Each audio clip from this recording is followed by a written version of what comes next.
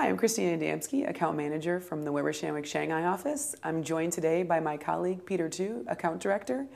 Peter's here today to talk to us about the Shanghai World Expo 2010. Thanks for joining us, Peter. Thanks for having me, Christina.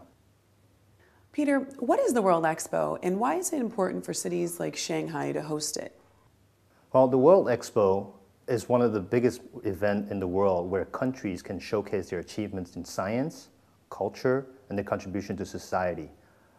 The first World Expo was held in London in 1851, and next year the event in Shanghai will be the biggest one ever, hosting over 70 million people.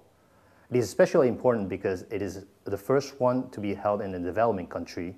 As we know, in this economic downturn, the world economy is being picked up by the developing world, so it is rather important for China to host this event. How can companies use the Expo as a platform for PR and marketing? This particular expo relies heavily on corporate sponsorships. You have different categories of sponsorship, starting from the global partners for corporations such as General Motors, and then you have senior sponsorship and a lot of different categories as well. Companies can also sponsor the national pavilions. For example, IKEA can sponsor the Swedish pavilion, which they have done so already. Other than sponsoring the Expo Bureau itself or the pavilions, companies can also sponsor the forums and conferences which will be held during the 6-month period of the Expo. They can provide facilities, venues, or even speakers.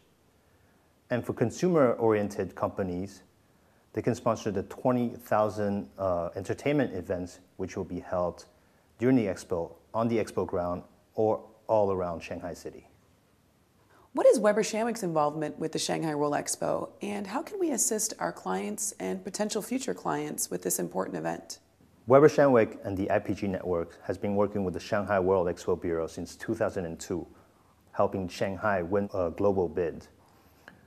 We also have a dedicated team working for the Expo Bureau on programs such as the Marketing and Development Plan, informational session for corporate sponsorships, international roadshows, and most recently, the planning manual for the forums and conferences.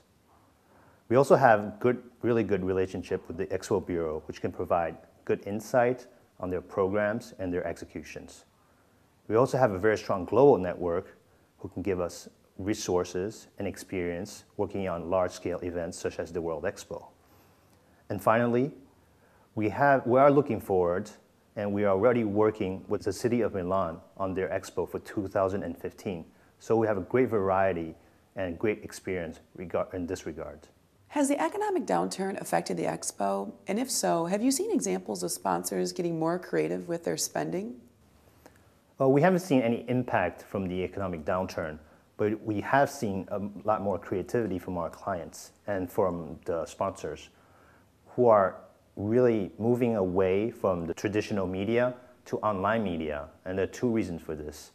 One reason is the Chinese population is really relying on social media to get their knowledge about a location they want to visit, such as the expo. They can go online and visit the pavilions and get all sorts of information from the online sources.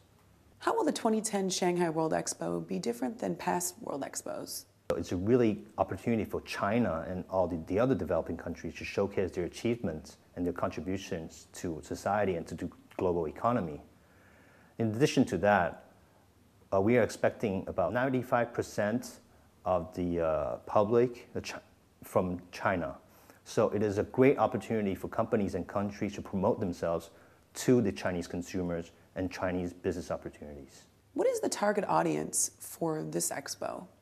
I think there are mainly 3 target audiences in this field. First one is the government, the Chinese government. For countries, they want to really showcase their expertise in certain fields. So the government will be more willing to probably sign up free trade agreements or large business partnerships with these countries. As business opportunities for smaller companies, they want for having sourcing capabilities or to import products from these various countries. And finally, is for the consumers. Consumers want to know a place if it's worth visiting because of the culture or the scientific achievements.